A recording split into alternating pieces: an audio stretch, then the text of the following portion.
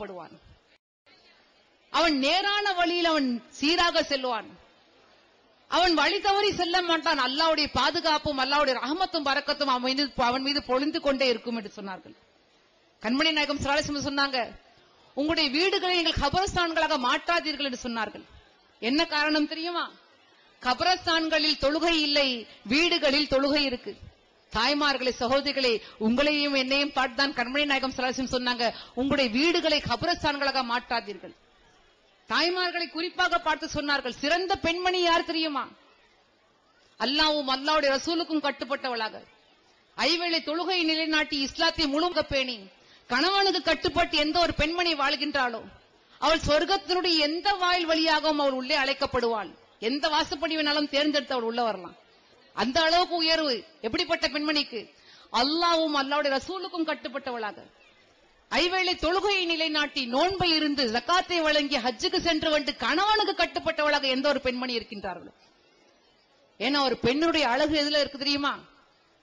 கணவனுக்கு கட்டுப்பட்ட மனைவியாக இருக்கக்கூடிய ஒரு பெண்மணிக்கு தான் அழகு இருக்கு. அந்த கட்டுப்பாடு நமக்கு எதுல இருக்கும்? முதல்ல அல்லாஹ்வும் அல்லாஹ்வுடைய ரசூலுக்கு கட்டுப்பட்டோம் என்றால் நம்முடைய பெற்றோருக்கும் நம்முடைய கணவருக்கும் கட்டுப்படுவோம். அந்த அறிவு நமக்கு எப்படி வரும்? நான் என்னுடைய பேச்சில் பேசும்பொழுது சொன்னேன், இக்ரா பிஸ்மி ரப்பிக்கல்லஸீ கலக். அல்லாஹ் சுப்ஹானஹு வ தஆலா கண்மணி நாயகம் ஸல்லல்லாஹு அலைஹி வஸல்லம் அவர்களுக்கு இந்த சங்கநாதமாக அனுப்பிய இறுதி வேதமான திருக்குர்ஆனுடைய முதல் வார்த்தைகள் இக்ரா. நீங்கள் படியுங்கள், உங்களை படைத்த இறைவனின் பெயரால் படியுங்கள். அல்லாஹ் ஆண்களை மட்டும் பார்த்து சொல்லல. குர்ஆன் ஜிக்ருலில் ஆலமீன், உலக மக்களுக்கெல்லாம் அண்ட சராசரங்களுக்கும் அனுப்பப்பட்ட ஒரு அருள் வேதம். எல்லாவற்றுக்கும் ஒரு அருள், ஒரு நினைவூட்டல், ஒரு வழிகாட்டி. அதுல இக்ரா பிஸ்மி ரப்பிக்கல்லஸீ கலக் என்கிற வார்த்தையை அல்லாஹ் தேர்ந்தெடுத்து ஏன் அருளினான் தெரியுமா? மனிதன் அவன் ஒழுக்க சீலனாக வாழ வேண்டும் என்றால் அவன் கல்வி உள்ளவனாக இருந்தால் தான் அவன் ஒழுக்க சீலனாக வாழ முடியும். தோப்புத்துறைக்கு என்ற ஒரு பெருமை இருக்கு. நான் சில ஆண்டுகளுக்கு முன்னால் திருவாரூர்ல மீலாது நபி விழாவுக்கு வந்த பொழுது, நான் இந்த விழாவுக்கு வர காரணமாக இருக்கக்கூடிய PS மெடிக்கல்ஸ் சொந்தக்காரர் P. ஷாவுல் அமிதன் அவர்கள் என்னை அழைத்துக் கொண்டு வேதாரண்யத்துக்கு சென்றாங்க. வேதாரண்யத்துல குருகுலம் பள்ளிவாசல் உங்க அனைவருக்கும் தெரியும். பெண்களுக்காக என்று சிறப்பாக நடக்கக்கூடிய ஒரு பள்ளிக்கூடம், குருகுல பள்ளிக்கூடம், பெண்கள் பள்ளிக்கூடம். இங்கே தோப்புத்துறையில் இருக்கக்கூடிய பெரும்பாலான பெண்கள் அங்கே சென்று பயிலக்கூடிய சிறப்பை பெற்றிருக்கிறீங்க. நிச்சயமாக பாக்கியசாலிகள் நீங்க. ஆனால் அதோடு மட்டும் போதாது. இங்க இருக்கக்கூடிய ஜமாத்தார்களுக்கு நான் வேண்டுகோளாக வைக்கிறேன், வேதாரண்யம் குருகுலம், பெண்கள் குருகுலம் பற்றி மட்டும் பெருமையாக பேசுவதோடு அல்ஹம்துலில்லாஹ் தோப்புத்துறைக்கு என்று சிறப்புகள் இருக்கு. நீங்கள் அரபி காலேஜ் பெண்கள் மதரசா நடத்துவதை விட அதையும் அதோடு சேர்த்து பெண்களுக்காக என்று சிறப்பு பள்ளிக்கூடம், அதில் இஸ்லாமிய மார்க்கமும் உலக கல்வியும் சேர்த்து நீங்கள் கற்றுக் கொடுங்கள். ஏன்னா இஸ்லாத்தில் உலக கல்வி, மார்க்க கல்வி என்று வேற்றுமை கிடையாது. இல்முன் நாஃபியா என்று சொல்லப்பட்டிருக்கு. மனிதனுக்கு பயன் தரக்கூடிய எல்லா கல்வியும், பயன் தரக்கூடிய கல்வியும் இஸ்லாமிய கல்விதான். இல்முன் நாஃபியா. அதில் ஆண்கள் பெண்கள் என்று வேற்றுமை கிடையாது. எல்லோரும் கல்வியை கற்க வேண்டும். கண்மணி நாயகம் ஸல்லல்லாஹு அலைஹி வஸல்லம் சொன்னாங்க, என்னுடைய உம்மத்தார்களுக்கு ரெண்டே வழி என்று சொன்னார்கள். ஒன்று, அவன் கல்வி கற்றுக் கொடுக்கக்கூடியவனாக இருக்க வேண்டும், அல்லது அவன் கல்வி கற்றுக்கொள்ளக்கூடியவனாக இருக்க வேண்டும். இந்த இரண்டு வழிதான் என்னுடைய உம்மத்தார்களுக்கு என்று சொன்னார்கள்.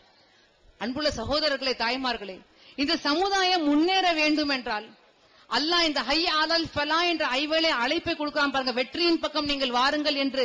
அந்த வெற்றிக்கு சொந்தக்காரர்களாக நாம் இருக்க வேண்டும் என்றால் இந்த சமுதாயம் முதலாவதாக கல்வியில் கவனம் செலுத்த வேண்டும். ஆண்களாக இருந்தாலும் சரி, பெண்களாக இருந்தாலும் சரி. ஹத்தா ஜுர்துமுல் முகாபிர் என்று சொல்லப்பட்டது. கபருக்கு செல்லக்கூடிய அந்த தருணம் வரைக்கும் வயது வரம்பு கிடையாது. எனக்கு வயசாயிடுச்சுன்னா எப்படி கல்வி கற்பது?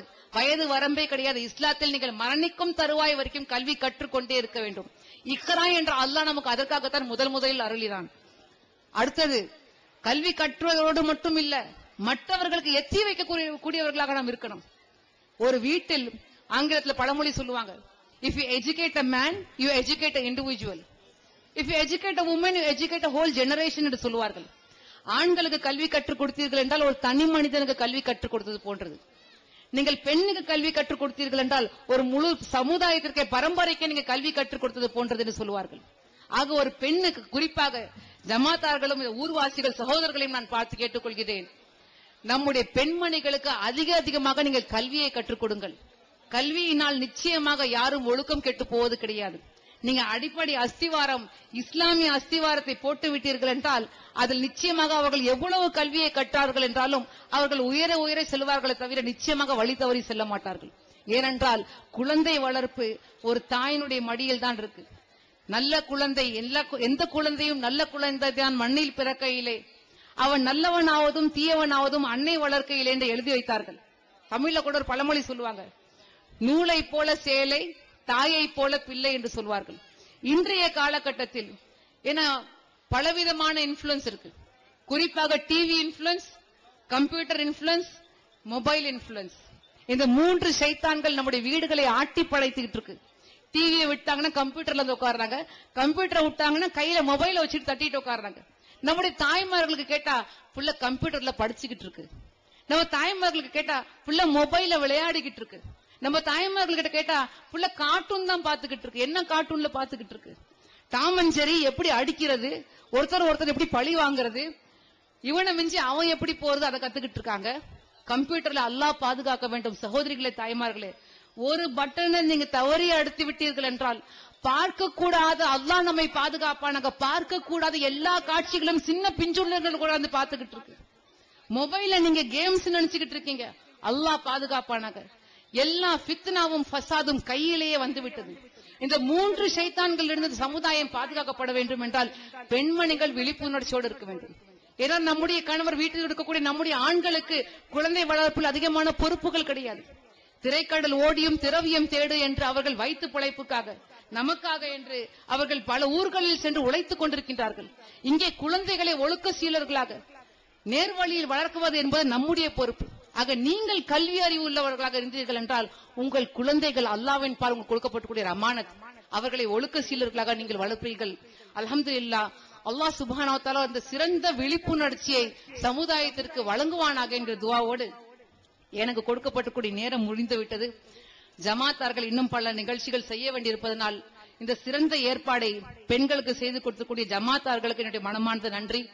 இந்த வாய்ப்பினை முழுமையாக பயன்படுத்தக்கூடிய எல்லாம் வல்ல உங்களையும் என்னையும் பொருந்திக் கொண்டு கேட்டிருக்கக்கூடிய நல்ல விஷயங்களை பின்பற்றக்கூடிய தௌஃபீக்கை வழங்குவானாக என்று கூறி, எல்லாம் வல்ல சிறப்பாக கட்டப்பட்டிருக்கூடிய இந்த பள்ளிவாசலை பொருந்திக் கொள்வானாக. மேலும் மேலும் பரக்கத்தையும் ரஹமத்தையும் இந்த ஊர் மக்கள் மீது வழங்குவானாக. இந்த ஊர் மக்களை எல்லாவற்றுக்கும் ஒரு முன்னோடிகளாக, மற்றவர்களுக்கு எடுத்துக்காட்டாக, மற்றவர்களை வழிநடத்தக்கூடியவர்களாக எல்லாம் போல அல்லாஹ் ஆக்குவானாக என்று கூறி, நம் அனைவரையும் அல்லாஹ் சுப்ஹானஹு வ தஆலா நேர்வழிப்படுத்தி இந்த உலகத்திலும் வெற்றி மறு உலகத்திலும் வெற்றி தருவானாக என்கிற துஆவோடு, காலையிலிருந்து சிறந்த விருந்தோம்பலை தந்த ஜம்சம் மெடிக்கல்ஸினுடைய அருமை உரிமையாளர் அருமை அண்ணன் அலி அக்பர் அவர்களுக்கும், என்னை அன்போடு அழைத்து எல்லா உபசரிப்புகளையும் செய்த ஜமாத் தலைவர் நிர்வாகிகள் அனைவருக்கும், இந்த ஊர் மக்கள் அனைவருக்கும் என்னுடைய மனமார்ந்த நன்றியை கூறி விடைபெறுகிறேன். வாஹிர் தாவானா அல்ஹம்துலில்லாஹி ரப்பில் ஆலமீன். அஸ்ஸலாமு அலைக்கும் வரஹ்மத்துல்லாஹி வபரகாத்துஹு. அல்ஹம்துலில்லாஹ். இந்த சிறப்பான உரையை நிகழ்த்திய ஜனாபா ஹாஜிமா ஃபாத்திமா முசஃபர் அவர்களுக்கு ஜமாத்தின் சார்பாக இந்த பொன்னாடையை அவர்கள் கணவன் அவர்களுக்கு கொடுத்து கௌரவம் செய்கின்றோம். அடுத்து கிராத் ஓதி சிறப்பித்த நமது மௌலானா அவர்களுக்கு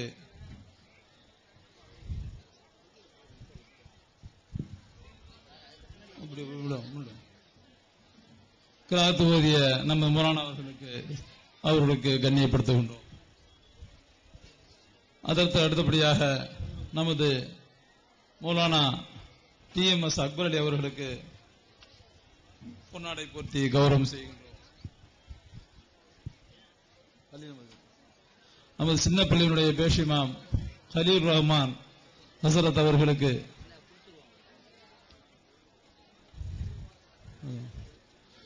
அடுத்தபடியாக நமது பெரிய பள்ளியினுடைய தலைமை பேஷிமாமாக பணியாற்றுகின்ற மேன்மிகு மௌலானா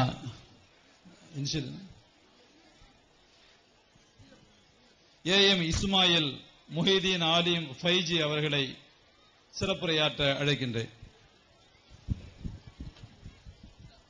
பள்ளி வளாகத்திற்கு வெளியே நிற்கக்கூடிய பெண்கள் அனைவரும் உள்ளே வந்து அமரும்படி கேட்டுக் கொள்ளப்படுகிறார்கள்.